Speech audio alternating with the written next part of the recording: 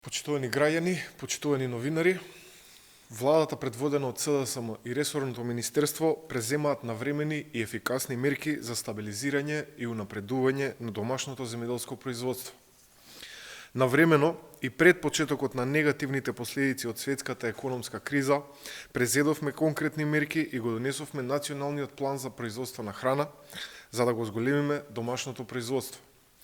Преку интервентниот фонд ги помогнавме производителите на храна и на житни култури во набавката на вештачко ѓубриво и досега оваа мерка ја искористиле 6815 корисници, за кои е исплатена поддршка од 112,9 милиони денари.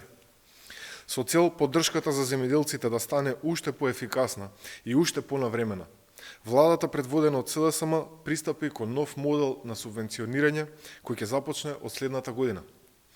Стариот систем за субвенционирање, каде земјоделците добиваа субвенции без да прикажат доказ дека оствариле производство, го заменуваме со нов, поефикасен систем, каде земјоделците ќе мора да докажат дека имаат остварено и предадено производство. Создаваме организиран систем, каде ги ставаме сите чинители, намалувајќи ја можноста за плаќање во готово, спречувајќи ја сивата економија, односно систем кој има зголемен обем на контроли и кој гарантира поголемо производство на домашна храна.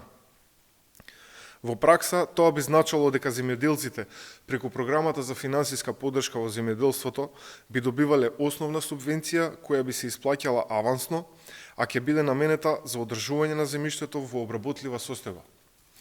Оваа субвенција би ја добивал секој земјоделец кој обработува земјоделска површина, посее едногодишна култура или одржува траен насад, поднесе барање и воедно ги исполнува условите пропишани минимум критериуми без услов за предадено производство. Можност за авансна исплата на дел од основните субвенции се предвидува и кај сточарството. Дополнителна субвенција ќе следува за стратешки култури и производи и таа ќе е врзана со остварен принос, но и со предавање на своето производство во регистрирани домашни капацитети или ако своето производство го искористат за сопствено производство на финален производ. Ова во никој случај не значи кратење на субвенциите, туку ставање на македонското земјоделство на европски патеки.